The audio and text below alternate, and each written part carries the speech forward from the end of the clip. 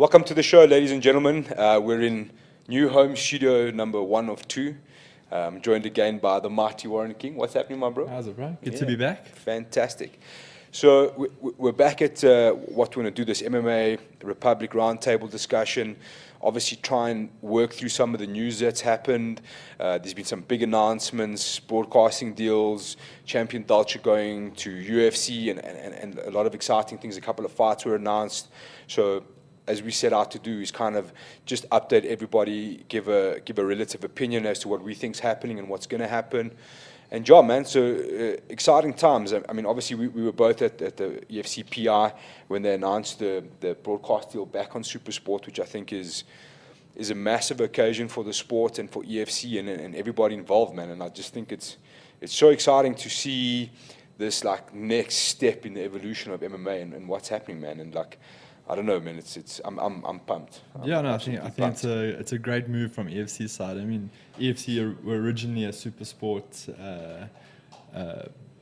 franchise or however you want to refer to it, and some things went wrong along the way, and some things weren't understood about the sports, and we'll end up getting I wouldn't say kicked off, but they just weren't renewed to come back into supersport. And then we had this weird lull of weird providers. All due respect to Quest, and that it was quite difficult to watch EFC in the end. I think the ETV thing worked well.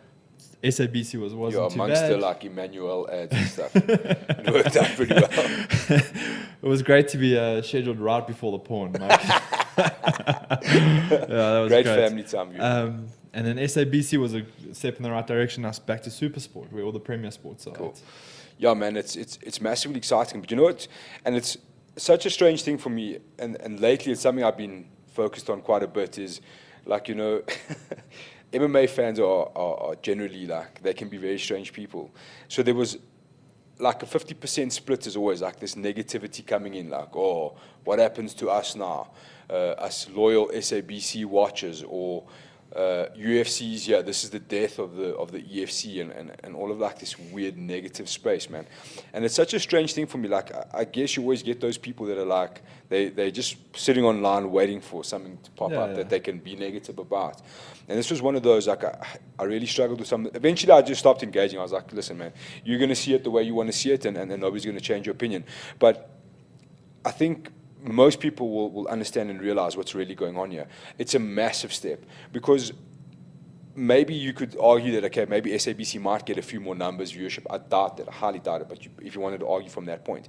But what I can tell you is that if you want to be a legitimate sport and broadcast on a legitimate channel, from here to Timbuktu, there is no more legitimate channel than Supersport. No, okay, like when we talk about sports broadcasters, we're talking Fox Sports, maybe ESPN, Supersport, and Sky Sports. Like, these are the bigger boys, you know what I mean? And in Africa, without a doubt, there is absolutely nobody bigger than Supersport. So you're taking sorry, there's a police chopper flying over.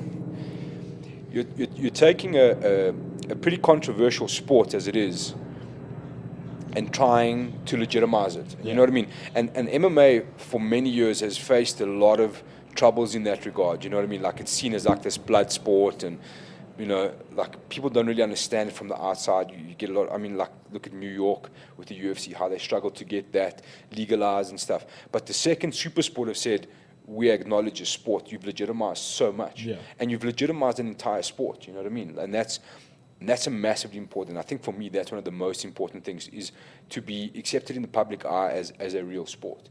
And I mean, MMA is without a doubt probably the fastest growing sport around the world. And I mean, Cairo said it, that their aim is to be the second most watched sport in Africa, obviously rivaled only by football, which is understandable. So I mean, we saw the numbers at SABC, and they were outshining every other sport.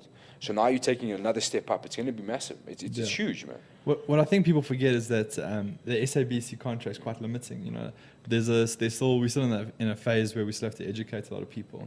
And when you're fighting on a single channel for viewership slots, it's quite difficult to run things like the Fighter and some more educational programs around the sport. Whereas with Supersport, at least you have an array of channels that you can put content into. You know, like for people who've seen a bit of the UFC content, there's a lot of like programming, just regular programming, UFC Now, Ultimate Fighter, and it's giving everyone the opportunity to see not just the actual events, but also everything that leads up to the events. So being stuck on SABC, I think, would have limited the actual growth, and I don't think they would have seen great numbers of growth year on year. But with being with Supersport, it actually accesses a whole like education portal for these people. Like, how are we going? How can we get it to the next level? Cricket, rugby, soccer is on the high level because everyone understands those sports. MMA is still like coming up because everyone still needs to be educated on it. And something key that, and it wasn't actually mentioned, is that we haven't actually left SABC.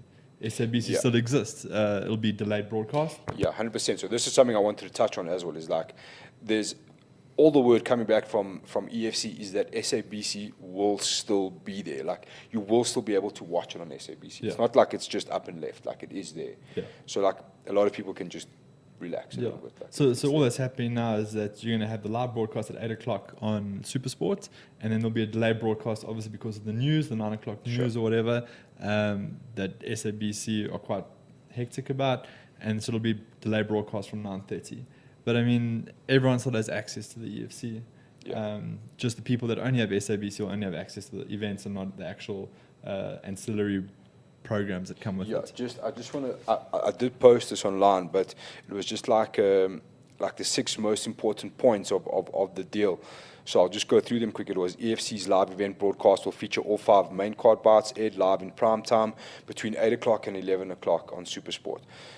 8 o'clock, I mean, we go and watch there live. When it starts at 9:30, man, it's a headache. Night. It's a long night. It carries on forever. Like, the thing is, for me, like, if people are going with their kids, maybe their kids are actively involved in MMA, they train and stuff, like, to have a kid up at that time is hard, man, you know what I mean? And it's going to 8 o'clock is epic. You know, like, it's a great thing. It's going to be fully broadcast in HD, which is massive. I mean, I don't know if SABC was claiming to be HD, but if they were, they're fucking liars. I don't even think they're claiming it. Then they were saying that TF2, the fighter season, which is currently in production, is going to be on Supersport. It'll make its debut on Supersport, which is going to be massive because I'm not too sure everyone was sold into the narrative of the first one completely, and I think Supersport will do a much better job at that. High definition we spoke about. All live events will be carried across multiple platforms, including DSTV online platforms and supersport.com.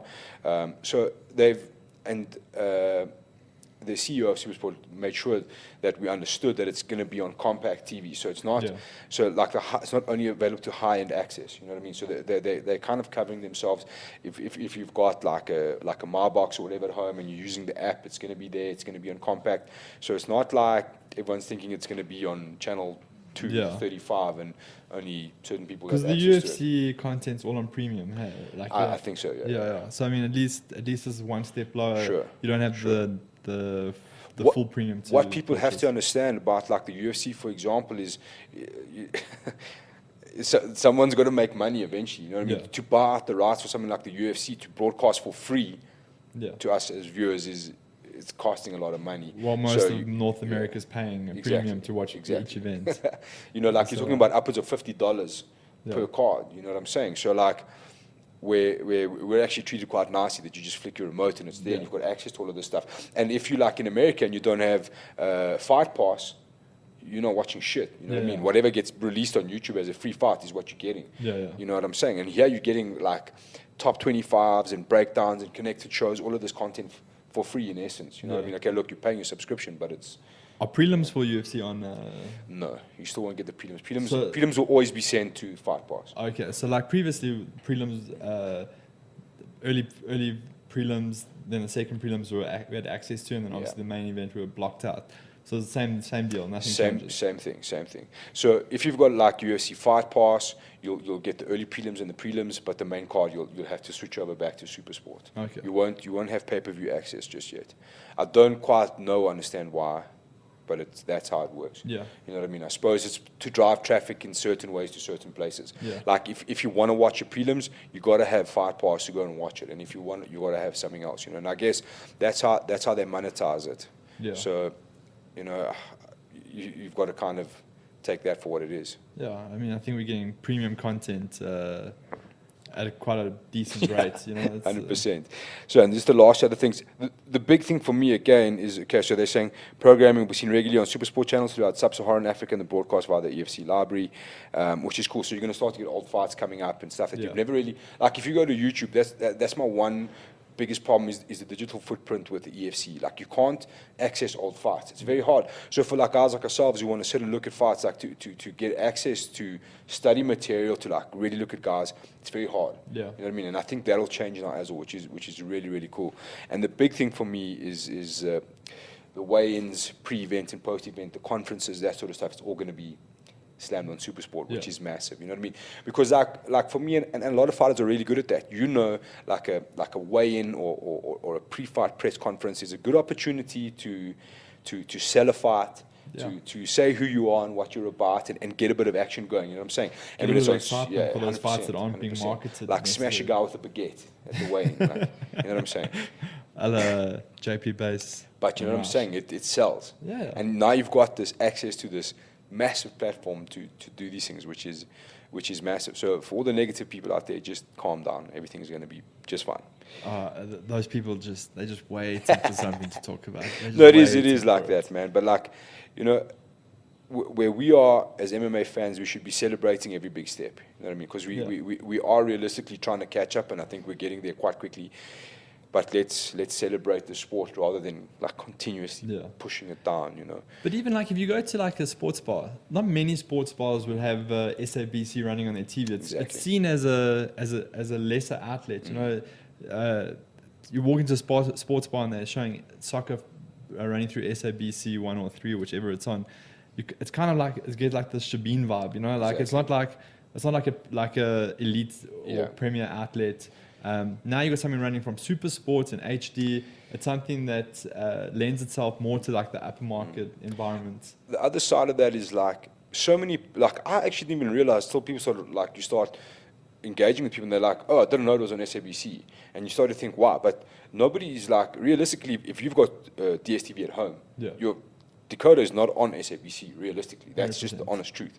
You know what I mean? So unless you're actively involved in MMA or you're seeking it out, you know it's on SABC. Yeah. Whereas Supersport, like how often is a TV on Blitz or like something happening, you go to watch like cricket or soccer and you see an ad for EFC pop up. You know what I mean? And they're like, okay, cool, they've got a chat on this channel on this day. Yeah. Whereas SABC, you didn't have that. So the EFC and everyone else was still having to drive the traffic to SABC. Yeah. Whereas you've got access to new customers, really, to new fans. You know what I mean? Well, EFC is fighting with regular television to try and get marketing in there. Sure. You know, like I'm not 100% sure what TV series, but like you have to fight with the advertising for Isidingo, and you have to fight with the advertising for like just general advertising, whereas like, so it's a single channel platform versus a multi-channel platform that you're moving to, you know? So there'll be advertising on Supersport 1, 2, 3, there'll be advertising on 10 and 12, and like, they'll be pushing you towards the content, you know? SABC is very limiting, you know? And keep note again, it's not off SABC. Yeah. It's still there. So whoever wants to watch on SABC, go right ahead. Yeah.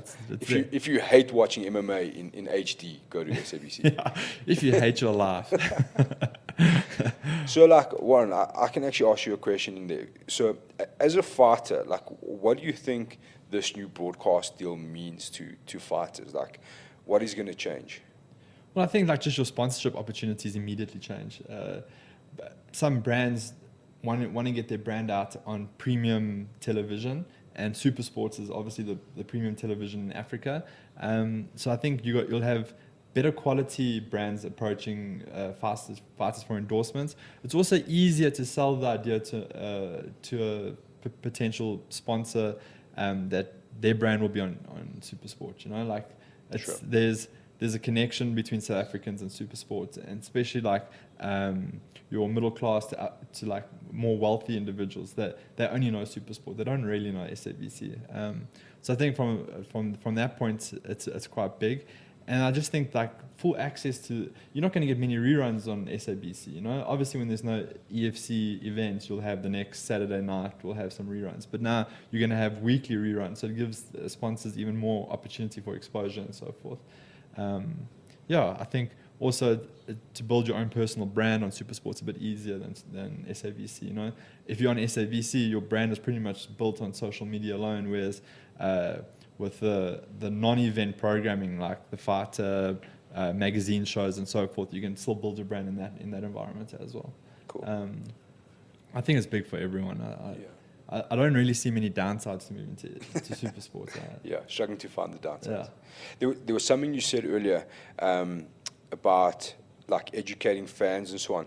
Do you see like, I mean, obviously you look at the UFC and you look at like the broadcasters, the commentators, Joe Rogan, Tom Cruise, DC. Okay, John Anik is obviously like the link between the guys. They've got Michael Bisping, Paul Felder, all of these guys that are so good on educating you what's happening in the fight. Do you think we have the right guys in at the moment? Okay, let me not say that, okay, the guys that are there are doing a good job, but do you think there's a missing link between like the commentators, for example, where like a Dominic Cruz, for example, who's going to really educate people on what's going on, you know what I mean? Like, what is the relevance of underhook? What is the relevance of where the person's lead foot is going and stuff like that, and how they're setting stuff up? Do you think we definitely lacking that? Or? Yeah, I think that we need to move in that direction. You know, a couple of events last year, they had DeMart come in and do a bit of commentary, and they had a couple of fighters do some commentary. I think it's great because it brings a new element to a new angle to look at. Because often people don't understand what's going on, right? Absolutely. Why are they up against the cage, and why is he holding this position? Whereas if you have someone explaining it, that it's like a transitional period and what could end up happening, and I think it gives a lot of people insight. But what I'd like to also potentially see is like for cricket, soccer, rugby, they have the pre-game show, where they're breaking down what they're going to see, how it's going to happen.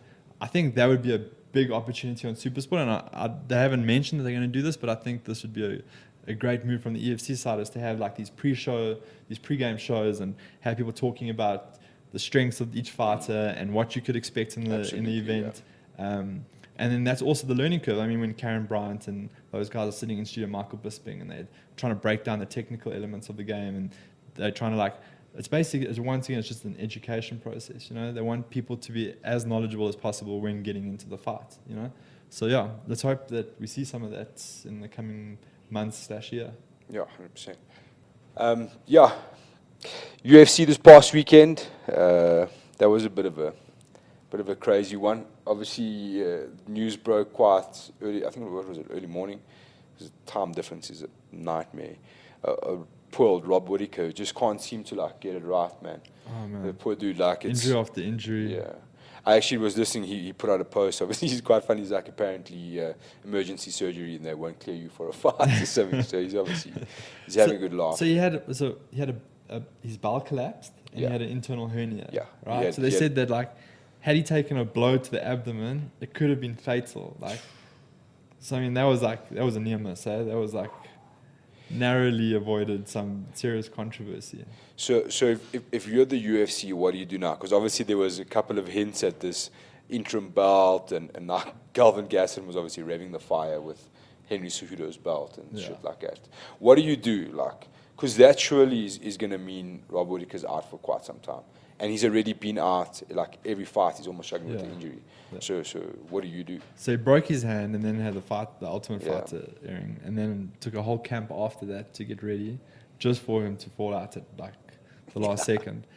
You know, I would have loved to have seen some sort of definitive title contendership determined with that card. You know, I mean, I know that they were very reluctant to turn Anderson and Israel into a 5-rounder.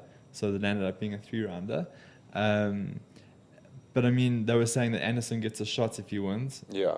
Ideally, Israel must get a shot with winning. So I'm pretty sure I remember Dana White saying that it is a number one title contender. Okay.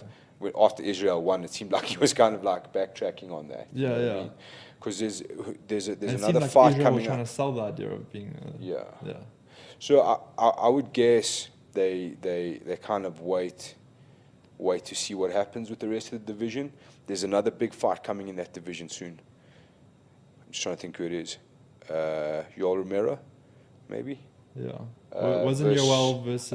Borrachinha, the big Brazilian fella, the Juice Fest. Paulo Costa. Yeah, that yeah. guy. Yeah. So I guess if Yoel has a good run there, maybe they're starting to relook at.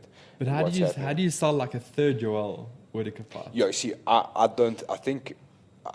get the feeling we're going to see another interim title here because we don't know how long Whittaker's going to be out. Yeah. And it's also going to be a bit harsh to strip him. You know what I mean? So it'll be super interesting. I was almost expecting to hear like, oh, we're going for an interim title tonight, like between Anderson and Israel. Yeah. Like, that's what I thought was going to happen. But I suppose, if you can't do it without having a 5-rounder. I suppose neither of them were willing to commit to that. Yeah. It's also rough on a few hours' notice to. Sorry, guys, 5 rounds. Yeah, no, 100%. I mean, if you haven't prepared for it, it's a far different. Your game plan's different. Your like actual strength and conditioning for that type of fight is significantly different. Also, maybe like they weren't hyping it so much because it was kind of like Israel looked a little bit human in this fight. Anderson's like a little bit past his expiry date. Like it's like difficult to market. You know, in a stacked division as well. Yeah. Like it's hard to commit to something like just off the bat on such a stacked division. You know what I mean? Without seeing what happens first. Yeah. And I think the UFC are quite good at that. They're quite good at staying mum till they see a few other things first. You know what I'm saying? And do you think like Israel was maybe showing a little bit too much respect? I know that was a bit of the narrative before. Like he might get a bit like almost like starstruck kind of thing. Well, you know, like Anderson's got this style where he like almost like coaxes you into like come at him. And then he counter strikes. I mean, he's got that famous move where he like puts his back to the cage and he tells you to come at him, you know. But then like Oaks get lit up because they start playing his game. So I think Israel was very cautious to play Anderson's game. And I think first round he completely controlled the action, and I think it was the beginning of the second round. Anderson popped him a couple of times, and then he started like running a little bit in the cage, and I think that kind of like slowed his kind of like aggression, mocking style of fighting. Anderson also like has never been known to like overly commit to the exchanges. You know, there's been a couple of fights. I mean, you look at the Damian Maia fight, like 4 rounds of nothing, and in the 5th round, Damian kind of like forced the striking. You look at when he fought Thiago Brad Tavares. No. So the one Brazilian where they basically fired him like a fight later. It was Thiago.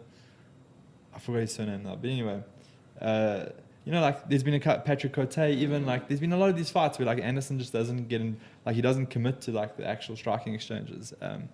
So I think it was like they called it fights of the night. I thought there were much better fights on that fight card. I mean, you look at that Ricky Simon versus Ronnie Yaya fight. That was intense. Yeah, that was a great fight, in fact. Even the chicks had a crazy fight. Mullet of the Year award as well. Yes, that was long, eh? Even the chicks had a better fight.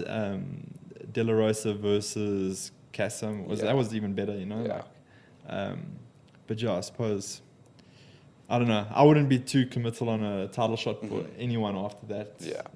Yeah, and we've seen that before, like the young gun get thrown into a title shot a bit too quickly. Yeah. I think of guys like Darren Till was maybe a bit too much too soon, you know what I mean? Like, I don't know. I like the way they've treated Israel up to now. I think he's got a few more fights before a title fight. I think that's the right way to play it. We'll see.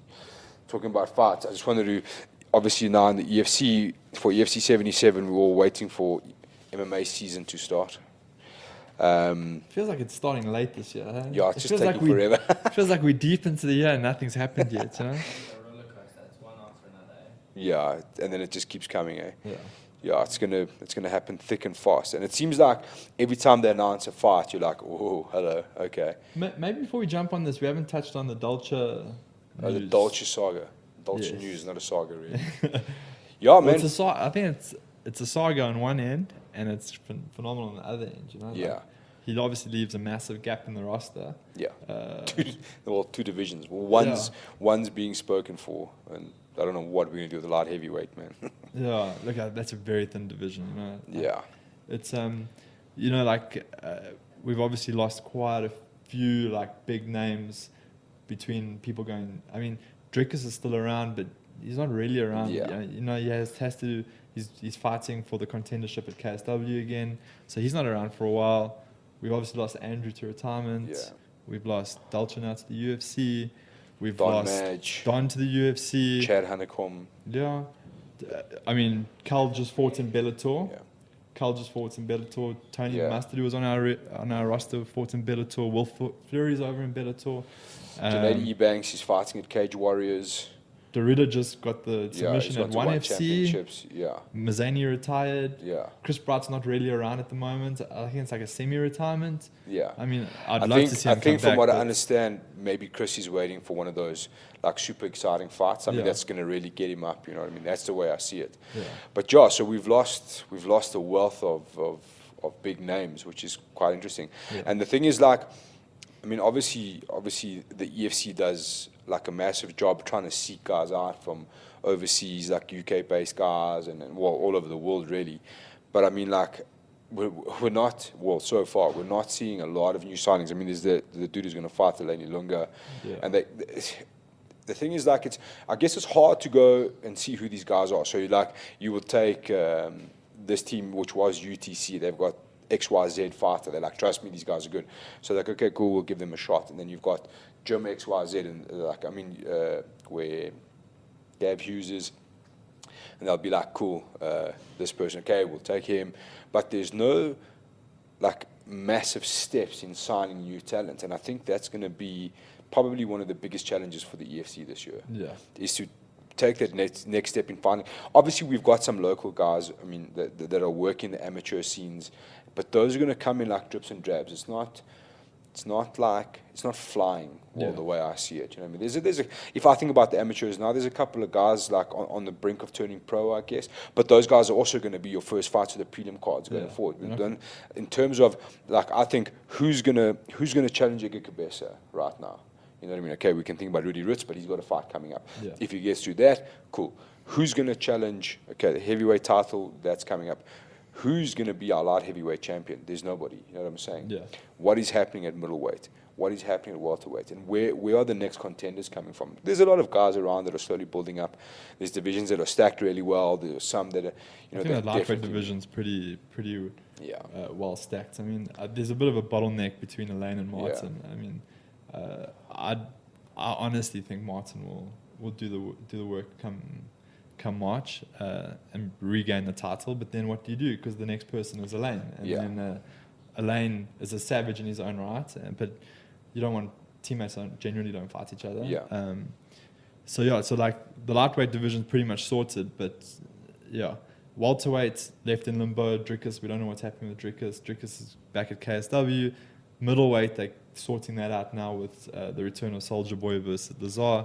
But then after that, I'm not sure, like, how deep do you go? Like, I don't really see much of a... Yeah. Who's the next contender? Yeah. That seems to be the question. And I think that's where they're going to start to have to be really challenged. You know, and that's where they're really going to have to start to find new answers and new talent. And if there's guys in the wings, like, give them that marquee fight to say they've arrived. You know what I mean?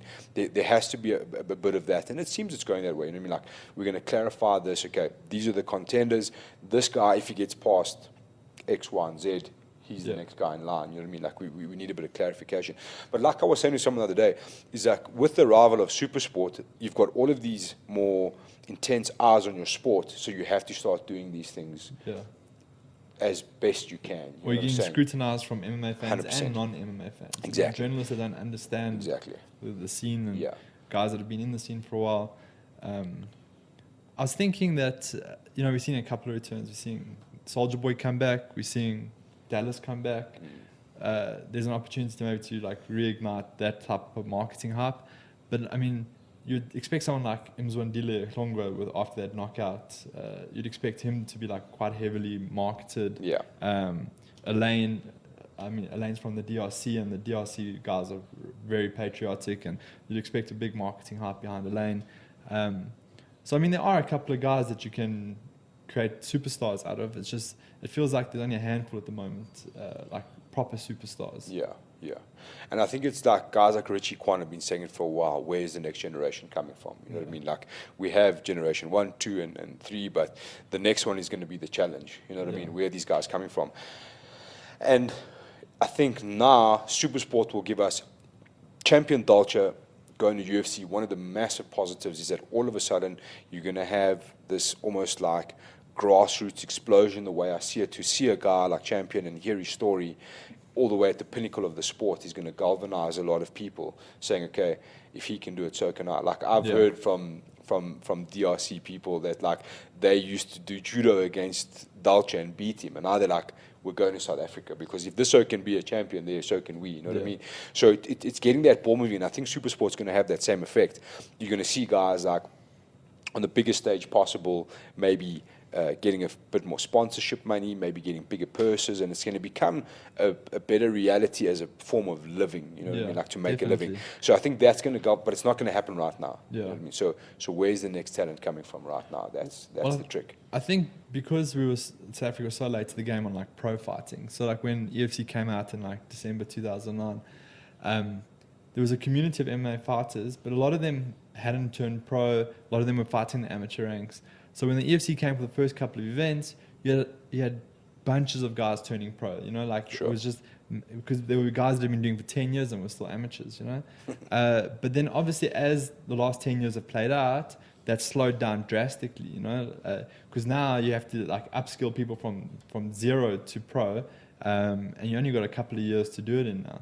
So I think there needs to be a far bigger focus on like development of amateurs and getting them as much experience as quickly as possible, and getting them into the EFC. Problem is I'm not sure that the structure is correct in South Africa to get it there at the moment. You know, like you got these guys coming out, and it's like some of these promotions. It's like fighting in a pro event. You know, like you have to train 3 months to have one fight. You know, as an amateur, you want guys to have trained 2 months and have 3 fights in a weekend, and then come back 2 months later and have another 3 fights, and like get as much experience as possible in tournament environments. I just don't see it at the moment in South Africa, you know. Given there's guys going to IMAF, and I think that's a great outlet, with the African Championships, the World Championships, there's only 2 events you can really compete in, you know. Like you want things that aren't at that level where the everyday person can come and enter and have an opportunity to get a couple of fights in, you know. So yeah, I don't know what the answer is, but I know that the structure definitely isn't there at the moment. Yeah, and I think that's also what's like kind of forcing the EFC to look at like the UK and the States and Europe and stuff to kind of see, okay, this person's gone 10-0 as an amateur, they're the IMAF world champion, bring them in, you know what I mean? Because it is a big promotion for them at the same time. So, you know, I mean, that's obviously forcing their hand, Some of the girls and some of the ladies in the fighter, like, brace yourself. Brace yourself for chaos. They've had very limited pro experience, but some of them are like proper savages. Yeah, sure. It's been crazy. Some beasts. Yeah, I think we're going to be treated to a hell of a show. What do you say, Rob? Should we?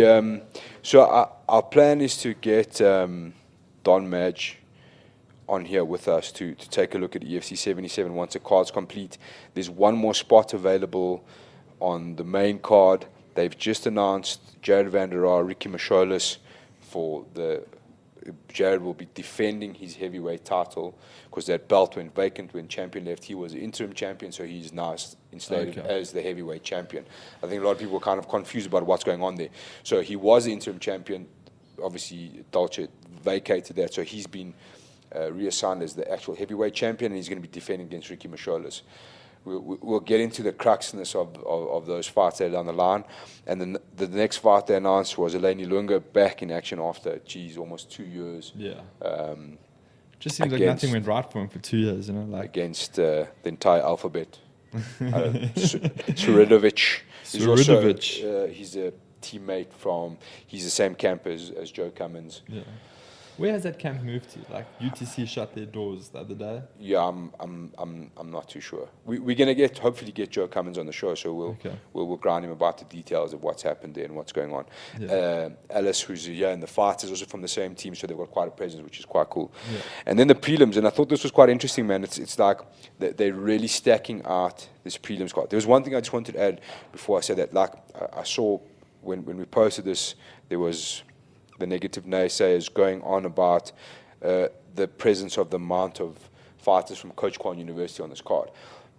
And I think people also just need to realize that's how a promotion works. So if a promotion if they're fighting in Joburg, you're going to get Joburg-based fighters, and a lot of them. That's what's going to happen. If you go to Durban, if you go to Cape Town, the same thing. You know what I mean? And there's no like favoritism towards a camp. That's just how it goes. These guys are here in Joburg, they're ready to fight, and they marquee fights for them. You know what I mean? So like locally, like if you as a fight team, if you were going to prepare for an event, you don't want to prepare some guy for EFC 77 and another guy for EFC 78, and then you have like individuals fighting at all these events, because then as a team you're always in camp. Like, whereas rather if you can build the camp around an event and you have multiple guys fighting on that event, it's a lot easier. With that said, I mean, there's a lot of camps. I mean, there's been events last year where there were no CRT fighters and where there were no Coach Kwan fighters, and but you had a heavy presence from other camps, you know. So I think it just goes in cycles. I think this one just primarily has been heavily dominant by Apex / Coach Kwan, but you'll probably see the next one. There'll be a lot of CRT fighters. I mean, there was a couple of CRT fighters originally scheduled for this. I see Stephen De La Rey is on here, and Duplessis. Unfortunately, that fight's not happening anymore. But Neil Duplessis was on this card. So I mean, it often happens where you got guys grouped together. It also makes sense from the internationals, like for a group of internationals from the same gym coming out at the same time, because just the airfare costs for all the coaches and just putting them all together just makes more sense. Yeah, sure. And like what I wanted to get to that is, if you take a look at that prelim card, it's they're going for it. It's going to be a hell of a card once it's done. Definitely. It's going to be crazy. I mean, barring the opening fight, which I think both fighters are 0-2 at the moment, you look at like Rudy versus former teammate in Pierre Botha. I mean, Rudy's on the cusp of like a big fight. Yeah, it's his marquee fight. Yeah. It's his breakthrough. Like, we've tested him here, we've tested him there. Okay, wrestling is supposed to be his strong suit. Let's give him a wrestler. Let's see what he does. You know what I mean? 100%. Can he outstrike him? Can he out-wrestle him? Can he get through? Add in the experience as well. So it's a good fight for Rudy, and I think Rudy's gone about his career very smartly. He's very smart in the way he operates and the fights he wants. And there's no doubt for me, if he survives here, he has to be the next in line for Iga Kabesa. Yeah. That's the way I see it. You know what I mean? And I think that's what they're trying to get to. Is there any idea when Iga's going to defend again? It seems like Iga's working hard to get a UFC contract, but I don't know if that's going to happen. Time will tell, I guess. Yeah. I think he's got to make a few more defenses before that becomes a reality in my mind. So I mean, like, the whole thing about the UFC is you need to be on their radar and then win while on their radar. Yeah. You know, it's not about how many wins you have; it's about who you beat to get to there. You know, some guys get into the UFC on a one fight win streak because they beat the guy that was on the radar. Yeah. You know, so yeah, I think it's pretty much about who he fights now rather than how much he fights. Yeah, and I think if there's a guy like Rudy waiting in the wings, I think he's got to get past that before we see anything else. No, 100%. And then we obviously have Devin and Madiba, which is also both riding big wins coming into the next. Great fight. Yeah. I think it's another marquee fight for both. You know what I mean? It's kind of like they're jostling for that main card slot. You know what I mean? Like another win here for Dev, maybe he's going to get that main card debut. Same for Madiba. Does he belong in the main card slots under the new supersport era, or is he a prelim fighter? You know what I mean? I think they've got to kind of make their decisions in their minds as well. And I think this fight will determine where they belong as well. So it's a big one for them, man. Yeah. It's both come off wins off they're all both off wins now. Yeah. So Madiba beat Billy Oosthuizen and Devin Orlando, huh? Yeah. So that fight with Billy Oosthuizen was, again, the same. Is this kid really capable to carry on doing what he's been doing? Let's throw him someone like Madiba and see if he survives. So it's the same fight again. And, you know, like, to be honest, like, I felt quite bad for Madiba, because it was almost like he came back off this long layoff and was kind of like just thrown straight back into the mix of like the top 3-4 contenders, you know what I mean, and sink or swim, which is the way the sport works. But I would have liked to maybe have seen him get that sort of Billy Oosthuizen type fight when he came back, and then started working his way back up. You know what I mean? I think that's exactly, man. Those are two fighters that you definitely have to prepare for, you know. No, 100%, man. And I got offered Faiz in November, and like, to put together a 2-week camp to fight someone like Faiz doesn't make sense, you know. 100%. So it's tough. I felt quite bad for him, but at least now he's settled. He's got a win back, and it's almost like let's just slow it down a little bit, and now we're going to see where you belong. You know what I mean? Do you belong this side of the card or the bottom side of the card? You know what I mean? And I think they know it. They must know it between the two of them. You know what I mean? What's at stake here? And I think this is the great thing about this card is that, in a way, they've pieced together a story for each fight. You know what I mean? Which is, where do you belong? Where do you fit in? Yeah. It's a lot of marquee fights, you know what I'm saying? I think Joe Cummins and Martin van Staden at the top is just, it's an insane fight. But like I said, we'll crack on with the next one. We'll really dive into those and have a look at and what we hopefully expect this thing will from be them. full the next time we meet. Yeah, 100%. Because it's getting close now, Graham. What? So the last thing is just there's a couple of questions. Like, what we want to do in the show is get people interacting with us. If you've got questions, whatever it is, send them in. We'll do our best to kind of try and answer, give our opinion on what we think's happened or happening and stuff like that. So if you see the thing pop up with some questions, send us your questions. Don't be scared. We got those. Sure. So the first one from Damon Archery. Do you reckon we'll ever see a live UFC event in South Africa? You want to start that one? Yeah, definitely. I mean, there was definite indication this weekend in Israel's post-fight interview. There was talks about 2020 Israel coming out and headlining in Joburg or Cape Town. It's definitely a discussion that's been had at UFC level.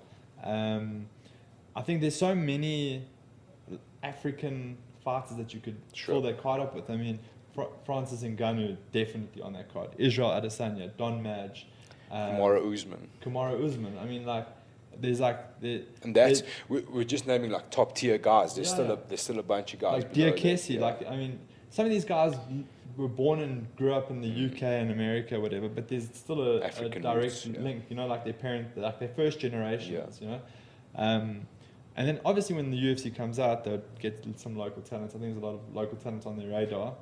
But yeah, I think it's not a case of if they'll ever come. I think it's just a case of when they're going to get you, you know? So the narrative seems to be that the UFC's presence in Africa, it's here. There's a reason why UFC and Supersport happened. There's a reason why EFC and Supersport happened. From what I understand, the EFC and the UFC are working a bit closer together on multiple things. Supersport plays a big role. Guys, you know, like obviously our guys going there, Don Madge. I mean, Don made a massive statement. We've got Champion Dalch on his way. And in my opinion, there's obviously a couple of other guys who, like you say, are on the radar. So the reality is, I think that it's coming in due time. Yeah. I don't think it's never going to happen. I think we're getting closer. Are we going to be a pay-per-view event? I don't think so. Maybe down the line, but definitely we might get a couple of fight night type events, because the UFC is always actively looking for the next best thing. Yeah. Asia's pretty sewn up. You know, Africa up north is pretty sewn up. So where's the next evolution of the UFC coming from? Where's the talent? Where's the market? Yeah. And it has to be us, you know what I mean? No, definitely. And they know that, you know what I'm saying? So to answer the question, yeah, I think we're. And when they come to Africa, they're going to come to South Africa. 100%. You'd have to come to South Africa. So I think also the other thing what I was thinking about is if we see Francis Ngannou get a belt, if we see Kamaru Usman get a belt, then we're definitely starting to see Africa become a much better reality. Yeah. I mean, we're on the verge. We're on the verge, you know. Yeah. Like, Kamaru's now, in a couple of weeks? Yeah. He's fighting Woodley for the title. Yeah. And Ngannou just lost the opportunity. Yeah, but I think if he beats Cain Velasquez, he's right up in the mix. Yeah, 100%. So you know what I mean? Like, I think to Israel's on the verge. see an African fighter, I think more so someone like Francis Ngannou, who's got a gym back home now and he's got the root and the big connection to Africa. If he picks up a belt, I think the argument for him defending his belt in Africa becomes a massive reality. Definitely. I mean, you saw it with the Poland card. I mean, once Joanna was champion, Poland was straight up. 100%. They got a fight night 100%. immediately. People went back home. So yeah, I think it's just a matter of time. 2020. Let's 2020. Let's keep it going. Yeah, it's got to be. It's got to happen. Next question. Hit it. So from Jason Davis, I have a question. I'll cut that part out. From Jason Davis, why was there a press conference for Champion Delta going to the UFC, but not for Don Madge? Yeah, this was a bit of a what a dick. Yeah, this was a bit of a weird one. So like, I asked the same question to the powers that be, and their reaction was kind of like it was a timing thing because of the supersport announcement, and that was all at the same time. So it wasn't actually a press conference for champion, but for supersport. But coincidentally, he was there, which I get. But I honestly, like, I know because I sat in a press conference, the pre-fight press conference for JP Base versus Philippe Bruch, and Graham kept making reference to the new UFC fighter, Danny Henry, while Don was sitting right there, you know what I mean? So I think for Don, like, he feels like, you know, he's done a lot for the sport. Like, let's recognize it and let's celebrate it, which I think we should be doing, to be honest. And it was... Do you think it was a legit oversight, or it doesn't feel like they actually put that together for Dolce. It just felt like it was, it just felt like it was the right timing. But I mean, I don't actually feel like that announcement was so net. I think the Supersport announcement was bigger. The Dolce thing could have been done in a different way. Sure. Maybe. What my feeling is that they should be doing something like a press conference for Don signing. I think it's a massive moment. Yeah, I mean, you know what I mean? So, like, when Don signed, even when Danny Henry signed, get him on a press call or something. Like, let's make a big deal out of it. I agree completely. And the thing is with the sport, like, a lot of it becomes relationship-based. So, how good is your relationship? You know what I mean? And that's how much fuss we're going to make, which is not the right way to be. So, I think, like, from Don's side, Don wants to, like, the way I see it, I'm not speaking for Don, it's the way I see it, he's like, maybe he just wants that recognition, you know what I mean, that he feels he deserves. And I think he deserves it as well. You know I think the next one we'll start with that question. 100%. Don, how do you feel? I can tell you when it's going to be explicit. Yeah, it's gonna get rowdy. But yeah, man, I think we should be having press conferences for guys signing for the UFC. You know what I mean? And so I don't know why it happened, but I don't think it was like malicious or anything done on purpose. What was the marketing around Drickers going to KSW? I can't really remember it. It's a good question. I think from EFC side, I don't think it was huge. Yeah. KSW side was pretty big. Yeah. Look, to be honest, I think the social media side, EFC did what they would normally do for any other fighter, but I think the press conference thing, it was for Supersport, and it just was coincidental. But the fact is, like, Dolce was flown up to Joburg. Yeah. You know what I mean? So you get. No, I completely agree. While I was sitting there, I was like thinking, oh shit, you know, I don't remember any of this for Don signing. But Don signing was a bit peculiar originally. Like, I remember all the people in the industry that had just heard, Don signed on like a premier contract with the UFC, and then the next thing we saw, like, there was an EFC poster with him fighting Gavin Hughes in Cape Town, and we were like, okay, but I'm very confused at this stage, you know. So there's like a lot of confusion about it. Like, and from my understanding, he didn't actually sign to fight Gavin, and it was like a whole big thing. But he also, so I don't know. We'll let Don elaborate on it. Look, I think the reality is I don't think the press conference was set up for champion. It was just a matter of timing, and they took advantage of the opportunity. Would have been like if Don got a little video montage as well, though. Yeah, video montage would have been good. Would have been great, actually. Let's have a press conference when they do a South African UFC fight with him and Danny Henry. Oh, please. If anyone from the UFC is watching, let's do Don in South Africa. For a contendership, at least. Yeah, absolutely. Contendership bare minimum. Yeah. Next one's juicy. From Bates Runner. I hope that's right. I'm saying it the right way.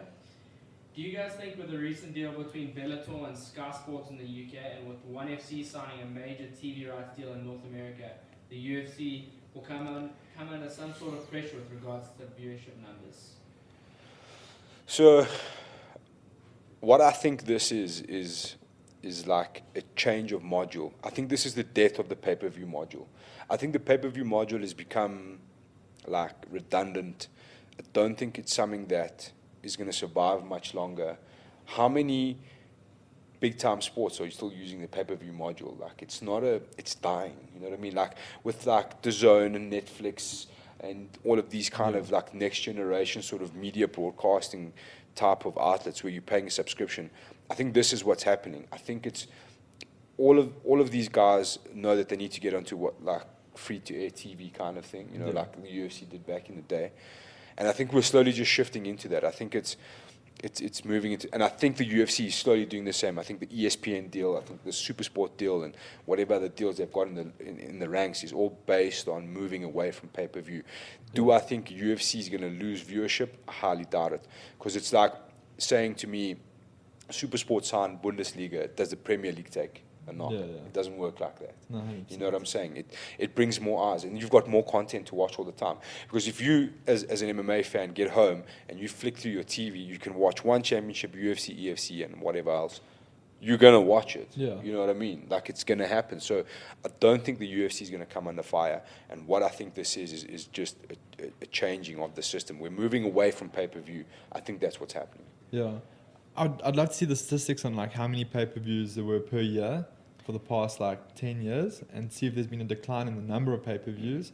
But it does feel like pay subscriptions definitely the next generation of, I mean, ESPN Plus is getting 16 events this year. So they're doing less UFC events, but more actually on subscription services. Yeah. Then is it Design? Yeah, Design. So Bellator's on with them. Like, there's a whole bunch of guys going on with them. That's also a subscription service. You see ONE FC does everything through their mobile app now. Bellator does all the prelims on their mobile app. Like, it just seems like the right move. Yeah. And it's easy. Like, it's also one person paying $10 is a lot easier than having a $50 pay-per-view every couple of weeks, you know. So I do think that, like this past weekend, I think that pay-per-view card was quite weak. I think the pay-per-views should be reserved for major events, as big as possible, like a McGregor fight, you know, like someone going for double champ status, the heavyweight titles. Like, it just seems like maybe some of the pay-per-views are getting very thin at the moment. Yeah, but it's always like the outlying areas. So like Australia, because you're trying to like highlight their talent, but still have a pay-per-view at the same time.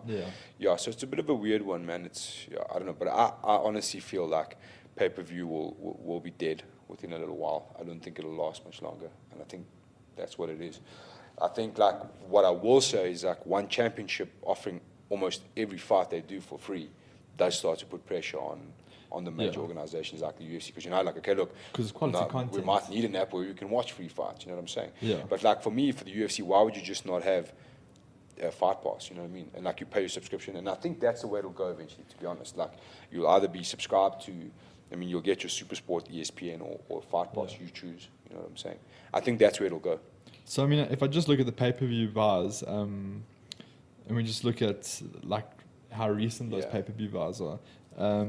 UFC 229, the McGregor Khabib fight, like 2.something million. 2.4 million buy rate, which is massive. If you're considering that if each fight's only getting $1 off each pay-per-view buy, I mean, that's a massive portion of your payment. Then you have to go to 202, which is McGregor Diaz, and that was in 2016. And then 1 something, I think 1.6. 1.6, yeah. Then UFC 196, which was McGregor Diaz 1, that was 1.3.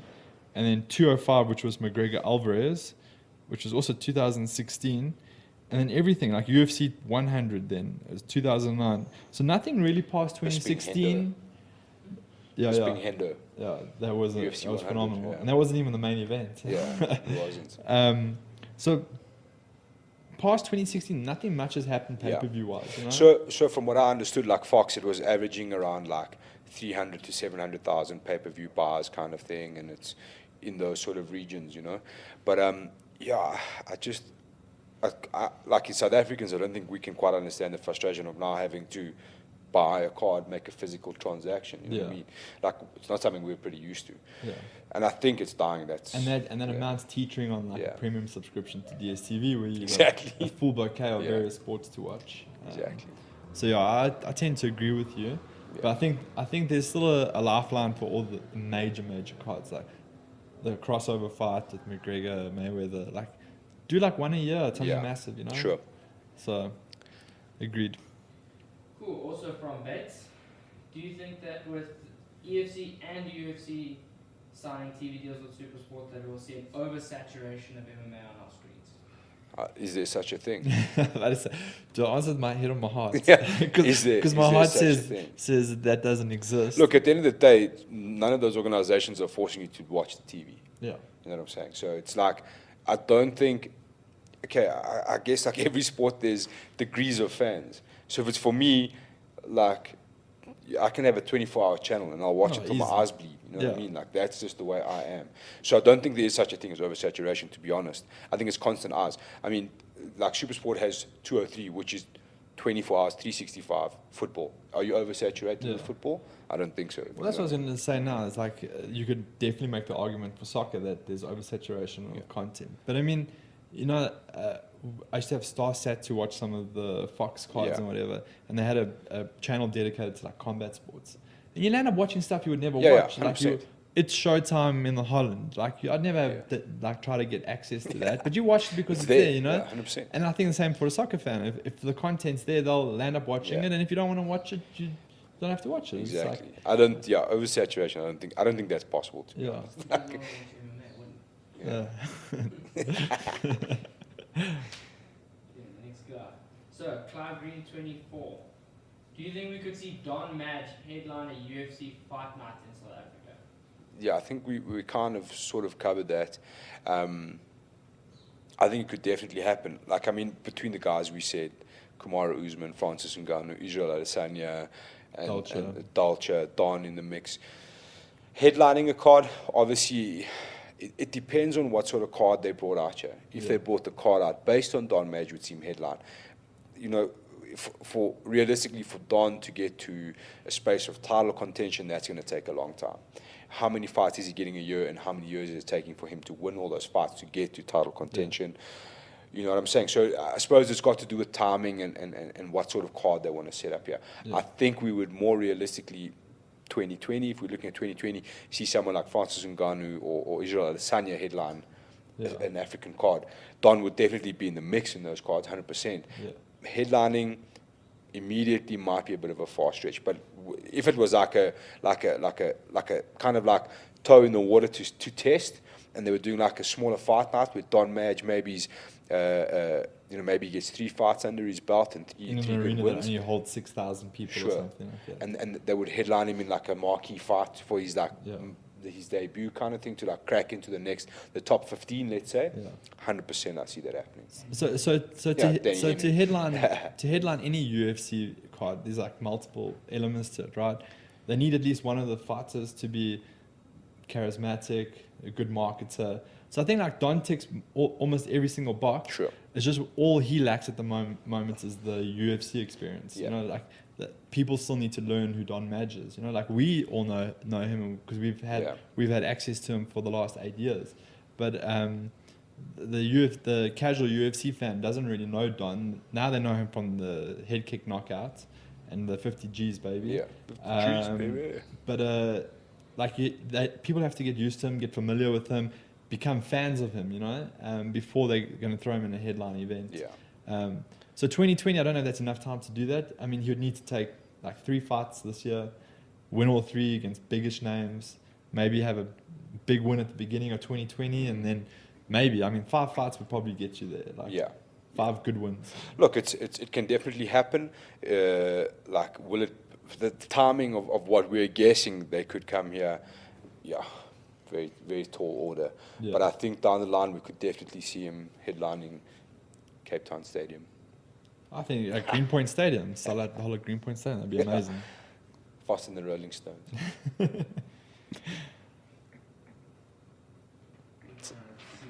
Tough read. Can we fire the question asker? You're fired. You had one job. What an idiot. Sorry, it's my handwriting. I should have just printed it like the rest. Green Jones, do you think the supersport deal will lead to more SA athletes heading to the UFC? Who do you think will make the UFC currently in South Africa? Will it lead to? I think so. I think that's half the reason why the UFC are here. Like, I think there's a connection. I think there's relevance to what they're doing. So I feel like it will open doors. As to who, there's a couple of names, guys that are working their way there. We mentioned Iga Kabeso, who's working. We have to kind of throw in the mix of Zulu Boy because they're definitely keeping tabs on what he's doing. You've got to start to think about guys like JP Bays, if he can rack up maybe 1 defense, maybe 2 defenses, good ones. Gunther Kalunda, yeah, sure. Well, no. Well, you know, the thing is, I think they're going to look for a lot of African fighters. 100%. Because, you know, like South Africa's the beginning and get a lot of South Africans, but you're going to start looking for like Congolese and Angolan and start building that thing. problem that we're gonna like obviously face is personalities. You know, like it's not like in America where you can get like someone from Middle America or from other coast, and they've got all the various marketing elements. Like English is quite a difficult thing to like overcome in Africa. So that's going to be a big barrier for some of them becoming like superstars, you know. So yeah, it's going to be a tricky one, and that's why like someone like Don works well spoken, intelligent, backs it up in the cage. I don't know how well Dalcho is going to be received. Like his English is quite weak, but he could do the Francis Ngannou route and like just knock everyone into the next solar system, and then like that kind of makes up for the language barrier. So yeah, I don't know. I think it's gonna be a tough one, but but I think they're gonna try and create champions like African, not necessarily South African. I'm with you. There's also like to add on to that. There's still guys like Chad Hanekom, who you have to watch closely. You know what I mean? I think he's now, we mentioned before, he's a free agent. We'll also get him on. He can explain all of that. But he's looking for that next step, and 100% I know firsthand that his goal is to get to the UFC, and I think he's close. You know what I mean? Like maybe if he goes to a different organization, maybe we see him back in the UFC by some chance. You know, definitely a guy in the conversation, and dare I say, even Martin van Staden. I think he's definitely still up there and can hang with the best in the world. You know, does he have the time left in his career to do it? Who knows? But I definitely think he's a guy we could see. There's a few other guys. I think, honestly, like I've said this before, a guy like Rudy Roots, I think has everything plus that X factor in him. He's one of those guys. I met him when he came back from the IMF World Champs, and he just had something about him. There's something else going on there, you know what I mean? Which is quite funny with fighters. And I think if he has this longevity in his career and he fights smart and takes smart fights, I think he might get there in the next few years. And also, there's some African guys, like you said, Gunther Kalunda. There's a few guys around who can definitely stick their hand up now. I think BK as well. I mean, that's actually the only unfortunate thing for him is that them kind of dissolving the flyweight division. But if that does stick around, I mean, he would be a prime candidate for that. You know, heavy wrestling base, well spoken. But even like Rudy's still quite young. I mean, he's got a couple of years ahead of him. But now it comes back to like how many stars have we got in South Africa to like start feeding into the UFC hype train. We're definitely going to have to start sourcing talent, but I think we've definitely got some talent that we'll see in the UFC pretty soon.